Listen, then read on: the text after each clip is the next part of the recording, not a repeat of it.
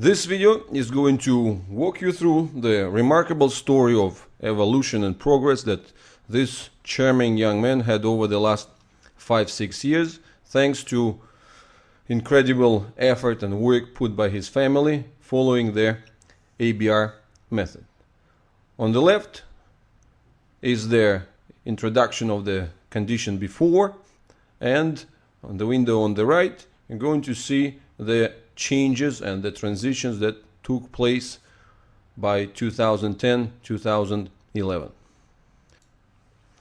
The photo on the left from July 2005 shows the remarkable troubles that this boy experienced just a few years ago. He's 4 years of age here, but incredibly stiff. It's actually quite difficult to figure out if you look at this picture like first time and at face value what's happening here, because you wouldn't expect the legs of a person to be that tight and that crossed. But this is just one of the appearances which indicate this dramatic and absolutely incredible stiffness. You see, for instance, here when the attempt is made to turn him in sitting position towards right, what happens? The entire body drops, the legs follow at most obscure angles. This is the attempt to turn towards the tummy. You see incredible stiffness at the back, the bum pops up, just completely incapacitating stiffness, but behind and underneath this incapacitating stiffness is the weakness. That's why when the level of support is shifted slightly lower, the body just tilts forwards helplessly. Of course, the boy is trying to save himself, and what happens when he tries to save himself? He just arches back, stiffly overextending the back, but at the same time you can see that he loses any contact of his sitting platform with the ground.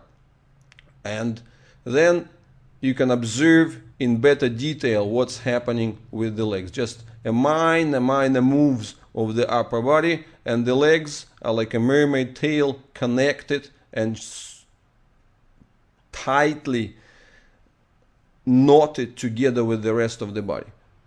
You see, his intentions are there. He wants to protect himself with the arms, he wants to respond and react, but nothing actually works here. He responds like a single block.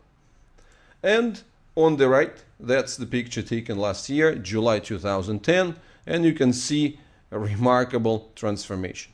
Once again, I want to highlight this essential point, that all these independent activities, his ability to sit independently, his movements that go selectively and specifically, response to the environment, ability to reposition himself, ability to shift his weight, ability to just follow any positional transitions, they all come from the major transformations at the structural level. So this is the development of the mobility, this is the development of the independence, this is the ability of the sufficient strength within the upper body that eventually spreads over and provides the control and the independence of the extremities. This brief comparison is going to be educational as well, because it's going to help you to understand the way that sitting and the way that other functions are actually constructed and what are they being based on.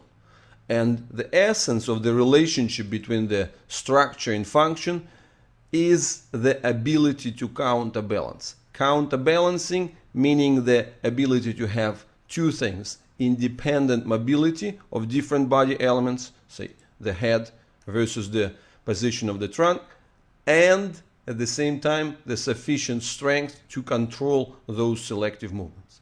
So this is very important to distinguish from the notion of movement intelligence, right? Movement intelligence is about the ability of a child to actually comprehend the movements and comprehend what he needs to do, right?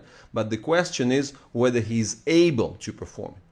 So let's have a look at the left on the condition before and see what's happening here with the sitting position. You see, he moves like a single block. And then when he tries to save himself, what happens? Arching. Arching. Stiffness at the back. He tries to use the only element available for him in order to save himself from this unpleasant fall downwards. But the result is not actually very productive. He just arches, but he can't really get the proper position. See, in this placement, it's a stiff contact of the legs. There is no sitting platform. There is no comfort in sitting. There is no counterbalancing, no selective movement of the upper body. And when the position is changed, when the grip is changed, this grip is a bit easier, because at the previous shot my support is lower. If the support is lower, respectively, that requires a greater effort of a person to a greater strength in order to control the position. So when I give an easier support, a higher support, it's an easier position to maintain. So he happily just relaxes. But then once I start doing the movements, what happens? The entire body moves like a single unit. And even a minor, like just a 30 degrees tilt towards the side, in this case the right, translates into the entire shift. There is no counterbalancing. The only area that he tries to move is the head, but the rest of the body is actually not working. And note this, right? He understands that he has to bring the arm in, but it's the stiffness of the upper body that makes the entire positioning completely impossible. So that's very remarkable. And you can see the legs, they're actually doing the weirdest things, just following or just flying around, following the drops of the upper body. And on the right you can see freedom. You can see the independent movement of the arms. You can see this cheeky, playful appearances where he is kind of playing with me, sending and waving. And then doing the applause for himself. Yes, that's what I'm saying. The charming young man who actually appreciates the presence of the audience. And again, this changes. I'm doing the same type of movements. I'm doing the rotational movements of the body. You can see these rotational movements of the body, and in that case, particularly his own movements, they are all independent. There are independent movements of the head, independent rotational movements of the upper body, independent movements of the pelvic girdle. So that's a remarkable transition that could be seen easily. And you can see that if few years back any test of the positioning was really stressful for him because he didn't have any ability to counterbalance, right? So now we can see that he's actually enjoying and having quite a lot of fun. And the same position which used to bring the same test, tilting the body backwards, that used to bring a remarkable crossing of the legs, is now completely unstressful. There's no stress there, and it's easy, comfortable positioning. And you can see the key reason behind it. Powerful trunk, powerful upper body that doesn't conform, that doesn't distort under the shift of the loads and under the even selective pressures which are being exerted on it when I put the weight on Jared. And that's of course a remarkable contrast with what we've seen before, when the body just collapsed under its own weight and the only way to save himself was to arch all the way backwards. So as we continue the demonstration, you can see that the rotational moves, they don't cause any discomfort at the level of the legs. Nice and easy. And that's a huge difference from the status, from the condition before. Just watch these free-flowing, easy movements. That's counterbalancing. That's the selective mobility. And of course, this achievement for Jared is really remarkable because of this really difficult starting position where everything began from, where his counterbalancing and the ability to get any selective movements was not present at all. let's illustrate his original troubles a little bit better. You can see that everywhere, in his back included, there is no selective movement. Everything is incredibly stiff. And if we look at the new appearance, you can see that the mobility has got through the entire upper body. Easy, unrestricted rotational motion, especially in the upper arm. There is more needed in the lower parts, but we'll get back to this later. But in order to appreciate really the troubles that this young man experienced in the beginning, one needs to have a look at these pictures. You can see it's actually quite unimaginable. When you look at these extremes of arching, just the quality of the video could be better, of course, but you can see how dramatic is the shift. Just complete arching of the back, and then any attempts even to touch the legs translate into even more remarkable flights. One can see that the back is just remarkably, incredibly stiff. It's arching at its most pronounced extremes. And of course, when you look at this, at the extremes of arching, at the extremes of the impossibility of the selective movement, it's very remarkable to see his transitions today. Free motion, unrestricted mobility, easy flowing movement, appearance of the clear divisions within the upper body that provide the basis of this counterbalancing, the ability to tilt towards the right and towards the left, the ability to get the free motion of the upper body, selective mobility of the head, selective positioning of the arms. So all these are obvious and very clear achievements that actually change the entire perspective, change the entire mode of interaction. You can see that this is quite a playful engagement where he is enjoying the rotations, enjoying the independent movements, enjoying the attention of the audience.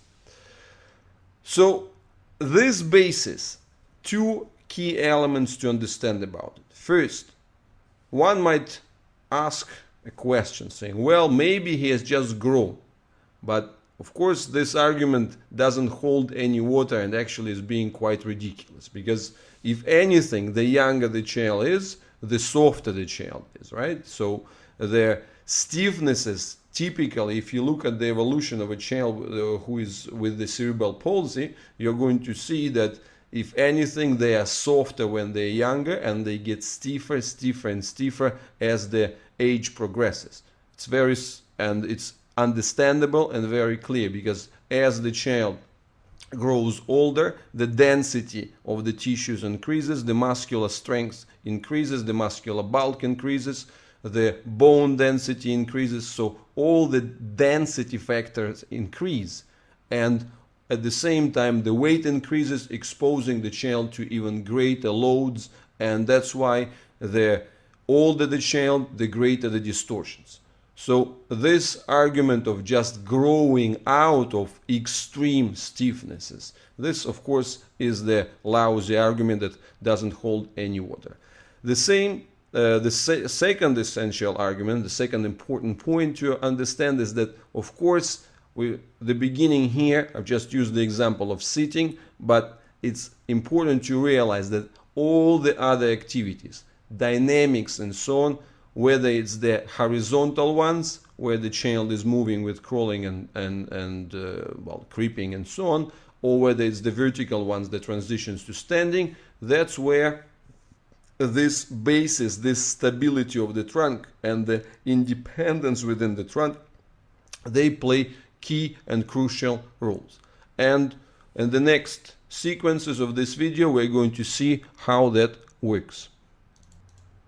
In this next sequence of a video, we're going to have a look at the horizontal positions, the position on the arms and on the hands and knees, because obviously these are the essentials and basics which translate later into crawling and the ability to move around. What you can see here is, of course, the presence of the extremes.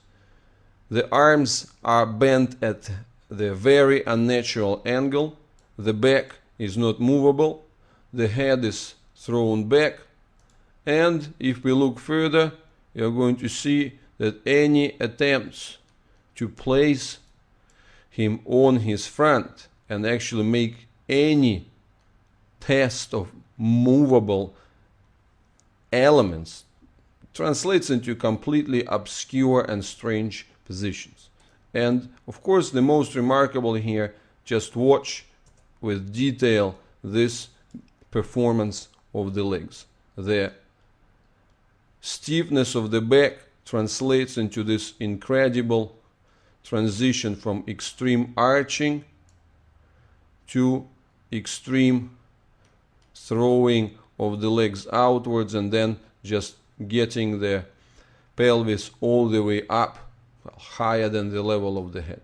So this is incredible starting stiffness that we dealt with, and that's of course the major obstacle for his development and for his ability to do anything in respect to the mobility on the ground. Now, on the right, you're observing the situation from a few months ago, 2011, and you can see this is a smooth transition. This is the ability to get himself transferred from tailor sitting on the floor whilst controlling the position of the head, rolling over his legs, continuing the control of the pelvis, then shifting the weight on the other arm, reaching the ball, smoothly and selectively lifting himself up. You can see the selective movements of the arms, getting further. Well, that's where he actually made a little bit of a cheat. He didn't go all the way up, and then passing the ball. So incredible mobility of the upper body, incredible selective movements, which is obviously very far from where we were in the beginning. And of course, the remarkable contrast with the old performance could be seen with the push-ups. See, that's an elegant push-up. Everything is done by the book. Selective movement of the arms, selective movement of the upper body with the proper weight transfer, then the extension of the elbows, and then selective movement of the pelvis, getting him back to the sitting position. So that's, if we get back through this transition once again, this is quite a remarkable quality of the movement. And of course, a major contrast with where he started from. And once again, I remind this basic thing: stiffness of this incredible kind, especially when it comes to the core elements like the back. Well, the stiffness never disappears on its own. The improvements, they have to be earned via consistent and regular and intensive work. That's what the team Jared has achieved over consistent work during the ABR, day in and day out. And once again, I want to highlight the gradual and the step-by-step evolution that goes from the top downwards. Now on the left, you're seeing the pictures from 2007. From 2 years into the process, Jared became much stronger, and in many positions, things have improved considerably comparing to what it was 2 years before.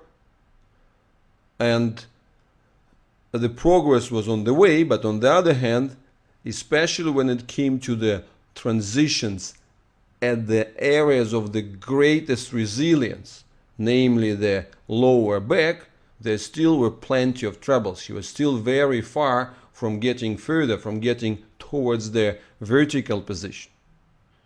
Because back then the attempt to move into the sitting position, the attempt to tilt to the side, still translated into those weird reactions of the legs, right? And with these weird reactions of the legs, of course, getting the quality of standing and the independence that he is showing today would have been impossible. Let's have a closer look and just compare the vertical versus vertical. On the left, you're seeing the attempts to put Jarrett in a standing position back in 2007. At that point, the legs weren't really working at all. And this set of pictures shows very well why that didn't happen before. Because you can see the back remained stiff on the one hand, but on the other hand, the strength of it was insufficient. So therefore the primary response that Jarrett had with his legs was either tilting inwards or withdrawing them from the ground altogether. So the legs never took the weight on the ground, but the key element here is to understand that whilst the first spontaneous thought would be to think, well, it's the trouble of the feet, well, the reality is much more specific and the source of it is elsewhere. One should realize that these troubles that were seen with the inability to shift the weight towards the feet actually stems from the weaknesses that come up much higher up. And it's the change at those levels that was needed in order to get the evolution towards the vertical position. Once again, what you see on these pictures from 2007, that the legs are not working, that even when there is a minimal shift of the upper body forwards, the legs were switching off. So he was quite happy to try to arch himself and stiffen up when he was having the opportunity to tilt backwards, but every minimal movement forwards translated into the fold of the legs and making them not usable. And when the weight was shifted on the legs purely, they effectively just gave up. So that's 2007.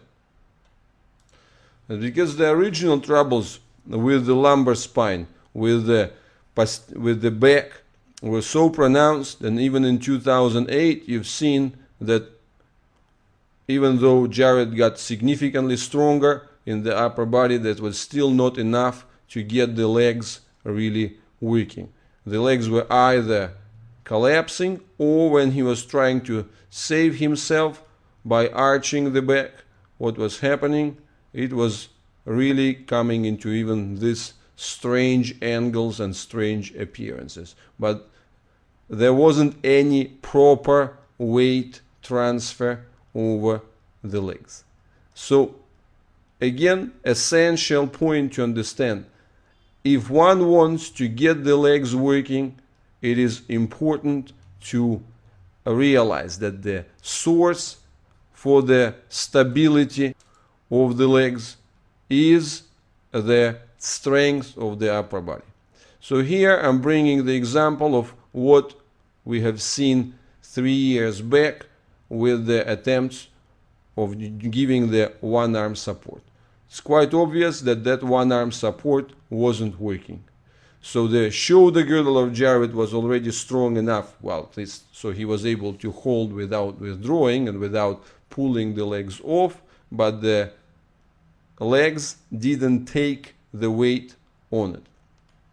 So again, why did it happen? It happened because the trunk wasn't strong enough to absorb this weight. And you can see multiple shifts and multiple attempts to do so, and actually, well, to Jarrett's unhappiness, but the result is always the same. The legs are not really taking the weight efficiently, and he is withdrawing them from the ground contact. Well, compare this with this remarkable strength that he is showing today, that he is showing this ability to counter move, counterbalance and counteract. And actually, again, as always, the showman that he is, he's playing for the audience, right? Being happily, expecting the rounds of applause, and justifyingly so. Let's have a closer look at his transitions, at the evolution that he has with his standing today. Once again, I remind, on the left we are seeing the troubles of 2008, and on the right we are seeing the situation today.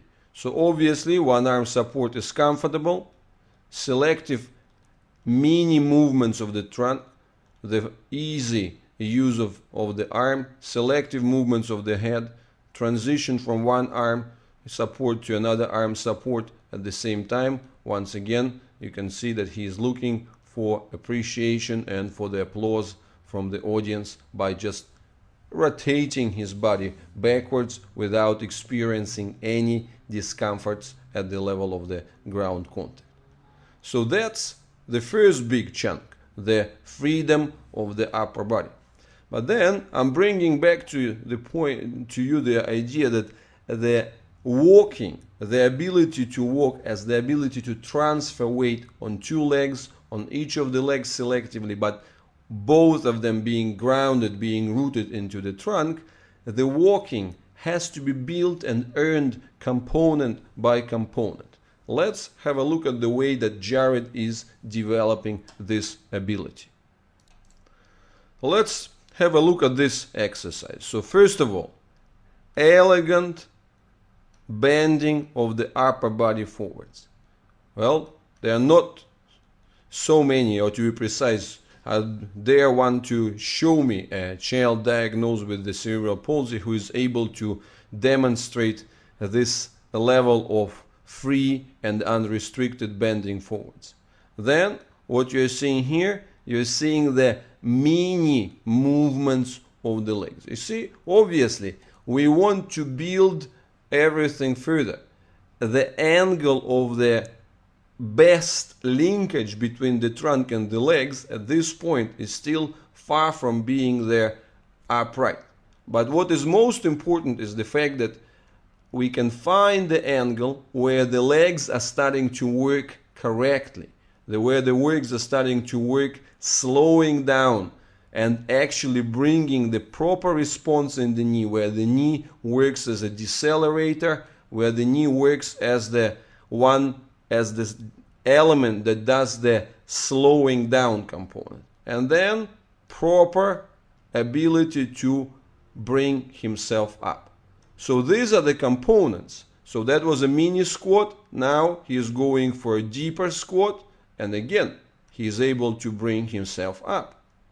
Now Jared doesn't stop here, he continues, he goes for a really deep squat, and again what we can see in a really deep squat, the feet are well planted onto the ground. Well, compare this with these troubles. Compare it with the troubles of just few years back where the legs were all but useless.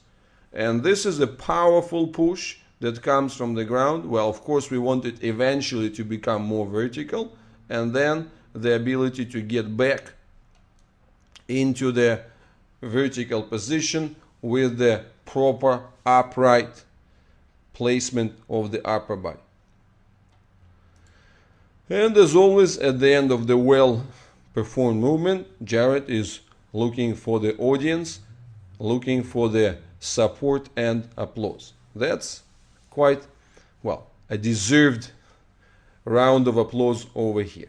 But it doesn't end at this level, right? When we see the selective elements, the selective ability to get the mini movements, to get the gradually build the sectors of movement within the knees, within the ankles, within the hips, and so on. So then the next step that comes up, where there are the mini steps, mini transitions of weight that take place in a vertical position.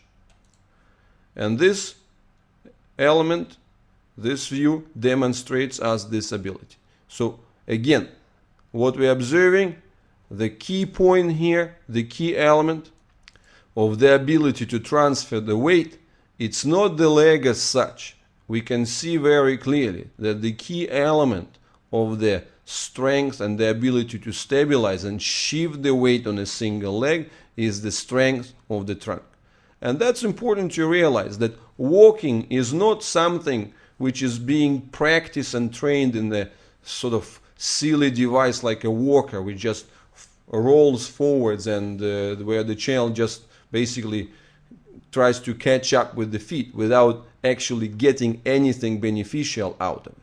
So the true learning, the true development of walking comes through the exercises and through the transitions like this.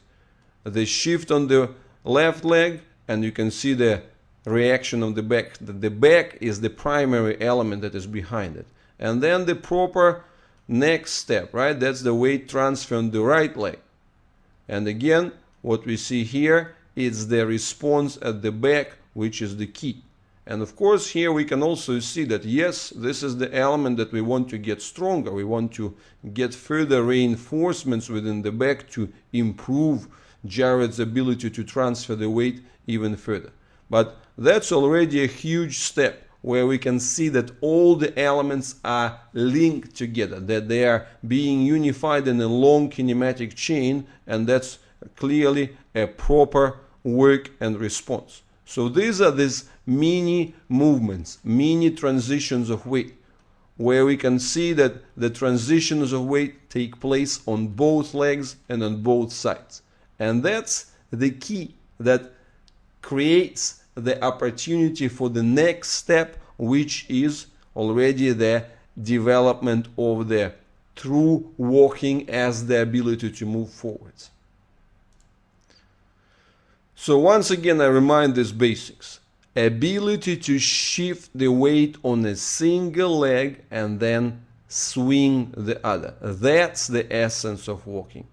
That's why the weight bearing, the ability to transfer the weight, is the key preceding element that makes everything else possible. Without the proper transfer, which originates from the back, everything else wouldn't work. And that's what we can see so remarkably in Jared. We can see his progress in this department. So there is a single leg movement, there is a single leg weight transfer, and then there is a transition on the left leg, and again you see very high quality weight transfer, even though the foot position is far from being properly aligned at this stage yet, right? And then again the left leg itself takes the weight, and then he moves forwards. Well, again, impressive transitions, impressive evolution of walking, where we can see all the key components are being present.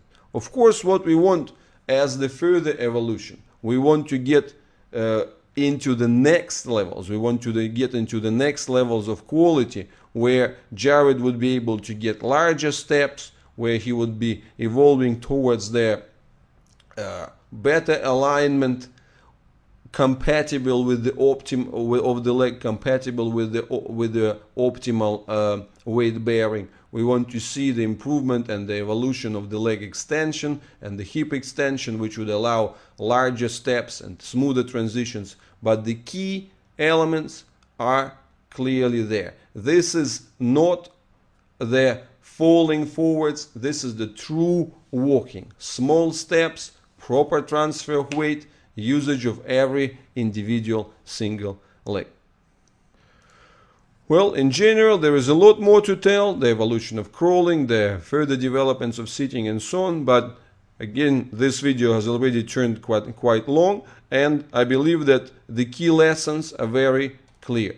So on the right, we're seeing the new and that Jared has evolved into a new stage, into a completely new, remarkable level of self-sufficiency and independence, where all the key components which are behind the future build-up of the independent walking, all of the key components are showing up, and that's a major evolution from the period even of 3 years back, when the upper body was already in a much better condition, but the legs were still not connected properly to the lower sections of the trunk.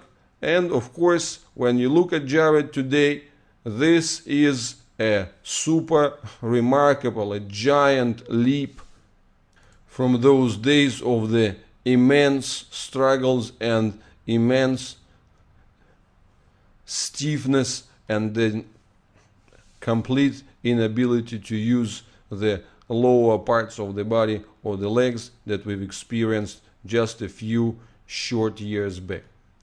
Well, of course, every time one looks at such a remarkable evolution closely, it's really impressive, but one shouldn't remember this. This remarkable evolution is the product of a step-by-step gradual build-up, and it's the result of the everyday work, it's the result of the gradual accumulation, it's the result of the marathon strategy properly done and executed. Congratulations to Team Jared, and wishing them further success and progress.